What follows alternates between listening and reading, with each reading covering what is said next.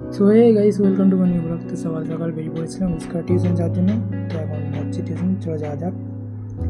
তখন রাস্তা দিয়ে যাচ্ছি, দেখতেই পাচ্ছ তোমরা। তো এখন সংস্কৃত টিউশনের জন্য যাচ্ছি। তো ওখান থেকে পড়ে এসে প্রচণ্ড খিদে পেয়েছিলো, তার জন্য উস্কার পরোটা হাউসে চলে আসে। এখানে খুব পরোটা ভালো পাওয়া যায়। এখানে এসে দেখি আমার বন্ধু অলরেডি এখানে খেতে শুরু করে দিয়েছে আগে থেকে এসে, ঠিক আছে। তো ভালো অর্ডার দিয়ে দিয়েছি, রেডি হচ্ছে আমার খাবার।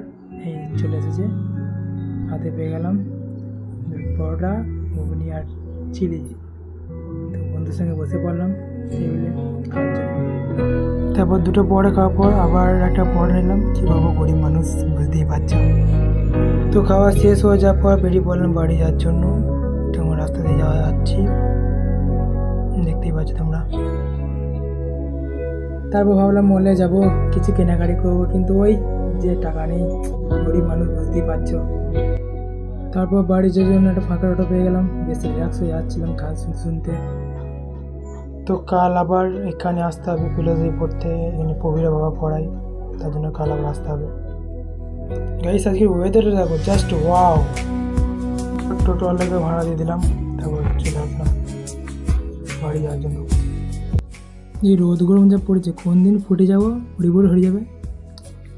বেশি কাটিটা দেখে না তোমরা, অবস্থা খারাপ। এটা রাস্তা তো নয়, মনে হচ্ছে মরুভূমি। চলো গাইস, আবার দেখা হবে নেক্সট ব্লগে। এখন মনে টাটা, বাই বাই।